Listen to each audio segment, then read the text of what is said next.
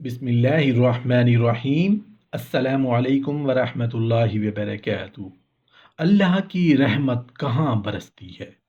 ارشاد باری تعالیٰ ہے کہ جس نے سرکشی کی اور دنیا کی زندگی کو ترجیح دی تو جہنم ہی اس کا ٹھکانہ ہے، کیونکہ ہر گناہ نافرمانی ہے اور نافرمانی ہی سرکشی ہے، اور نافرمانی یا سرکشی آدمی اس وقت کرتا ہے جب وہ دنیا کی زندگی کو ہی سب کچھ سمجھ بیٹھے اور آخرت کو بھول جائے، تو ایسا نافرمان سرکش آدمی جہنم کا ایندھن بن کے رہ جائے گا۔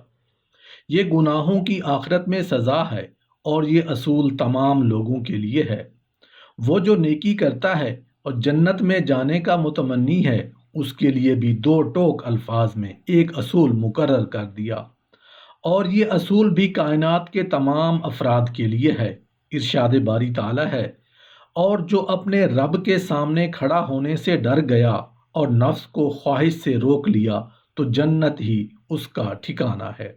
لیکن عرش والا رب کریم، رب رحیم، رب ذوالجلال، رحمان و رحیم، اور اس کی غفور اور رحیم ہونے کو دیکھیے کہ اگر کوئی سرکشی اور نافرمانی کی وجہ سے راندہ اور دھتکارا انسان جہنم کے قریب پہنچ جائے اور وہ گڑھے میں گرنے ہی والا ہوتا ہے، بعض مرتبہ ایسے نازک موقع پر اچانک اللہ تعالیٰ کی رحمت جھوم کے اس کے نامہ اعمال کی سیاہی پر برس پڑتی ہے۔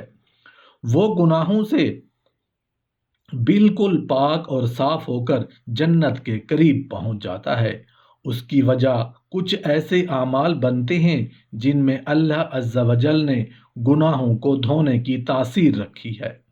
جس طرح اللہ تعالیٰ نے پانی میں پیاس بجھانے کی تاثیر رکھی ہے، آگ میں گرمی اور زمین میں انگور اگانے کی صفت رکھی ہے، اگر اللہ تعالیٰ ان چیزوں کو ان کی مقصود تاثیر سے کر دے تو ہم کچھ نہیں بگاڑ سکتے۔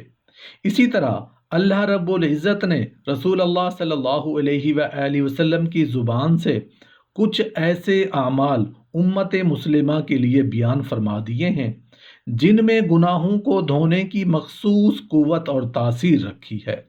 رسول اللہ صلی اللہ علیہ وآلہ وسلم کی زبان سے بکھرنے والے یہ خوشبو بھرے ہوئے پھول ہی ہے۔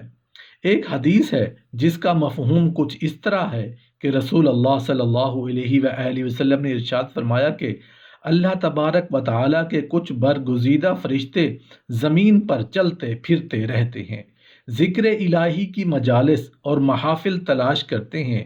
جب کوئی مجلس ذکر پاتے ہیں تو ان کے ہمراہ بیٹھ جاتے ہیں اور اپنے پروں کے ساتھ ایک دوسرے کو ڈھانپتے چلے جاتے ہیں، اور اس قدر کثرت سے جمع ہو جاتے ہیں کہ اس مجلس سے لے کر آسمان دنیا تک کا مکمل خلا ان سے بھر جاتا ہے۔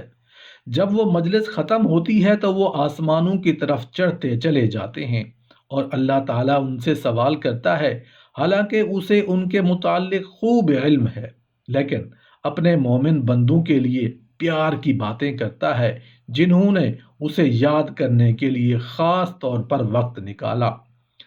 اب اللہ بھی ان کے لیے خصوصی باتیں کرتا ہے، پوچھتا ہے کہ اے فرشتوں، تم کہاں سے آ رہے ہو؟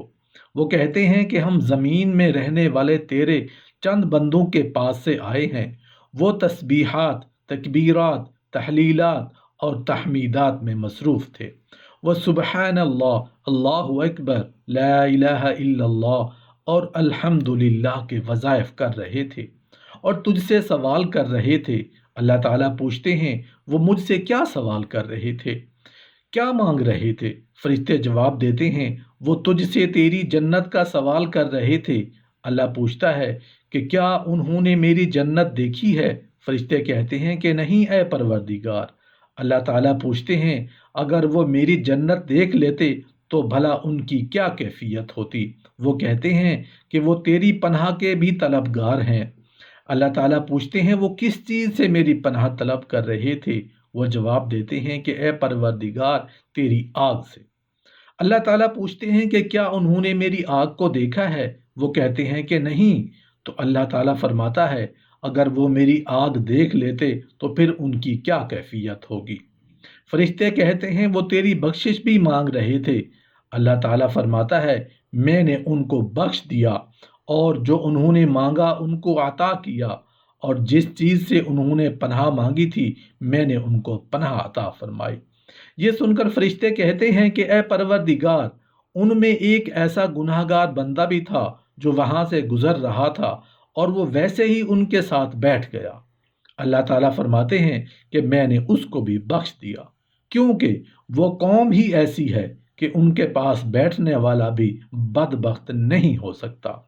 رسول اللہ صلی اللہ علیہ وآلہ وسلم ذکر کرنے والی مجلسوں میں بیٹھنے پر بہت حرص کیا کرتے تھے، اور ان لوگوں کی ہم نشینی اور صحبت اختیار کرنے کی تڑپ رکھتے تھے جو اپنے رب کو پکارتے رہتے تھے۔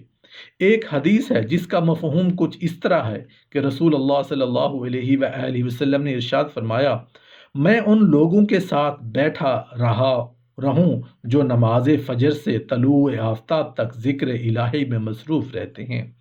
یہ مجھے زیادہ محبوب ہے اس سے کہ اولاد اسماعیل سے تعلق رکھنے والے 4 غلاموں کو آزاد کروں، اور نماز عصر سے غروب آفتاب تک ذکر الہی میں مشغول رہنے والوں کے ساتھ بیٹھے رہنا بھی مجھے 4 غلام آزاد کرنے سے زیادہ محبوب اور پسندیدہ ہے۔ رسول اللہ صلی اللہ علیہ وآلہ وسلم کی یہ عادت مبارکہ تھی کہ جب ایسے لوگوں کے پاس سے گزرتے جو اللہ کا ذکر کر رہے ہوتے، جو قرآن پاک کی تلاوت کر رہے ہوتے، تو آپ صلی اللہ علیہ وآلہ وسلم ان کے ہمراہ تشریف فرما ہو جاتے، اور اللہ تبارک و تعالیٰ کے اس فرمان کو عملی جامہ پہناتے۔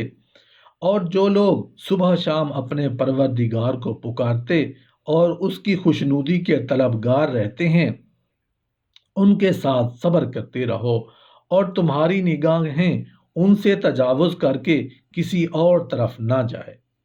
امام ابن کثیر رحمۃ اللہ علیہ اس کی تفسیر کچھ یوں بیان کرتے ہیں کہ اس کا مطلب یہ ہے کہ اے پیغمبر، آپ ان لوگوں کے ساتھ بیٹھا کریں جو صبح شام اللہ کا ذکر کرتے ہیں، اللہ اکبر، سبحان اللہ کے وظیفے کرتے ہیں، اور اللہ تعالیٰ سے مانگتے رہتے ہیں، خواہ وہ بندگان الہی فقیر ہوں یا مالدار، طاقتور ہوں یا کمزور۔ محترم ناظرین، اللہ ہمارے امیر ہونے کو نہیں دیکھتا، غریب ہونے کو نہیں دیکھتا، بلکہ وہ تو دلوں اور ہماری نیتوں کو دیکھتا ہے۔ اللہ کی رحمت ہمارے گناہوں سے زیادہ بڑی ہے۔ احادیث میں آیا ہے کہ انسان کے گناہ اگر آسمان تک بھی پہنچ جائیں اور وہ انسان شرمندہ ہو کر آنکھوں سے آنسو بہا کر اللہ سے اپنے گناہوں کی معافی مانگ لے، تو اللہ کو اس کی کوئی پرواہ نہیں۔ وہ تو اس بات پر خوش ہوتا ہے، آسمان پر چراغاں کرتا ہے کہ اس کے ایک نافرمان نے نافرمانی چھوڑ کر، سرکشی چھوڑ کر اللہ کی طرف رجوع کر لیا ہے۔ اللہ پاک ہم سب کو سرکشی سے محفوظ فرمائے، اعمال صالحہ کرنے کی توفیق عطا فرمائے، اور اپنے پسندیدہ لوگوں میں ہمارا شمار فرمائے، اور جنت کا مستحق بنائے۔ آمین یا رب العالمین۔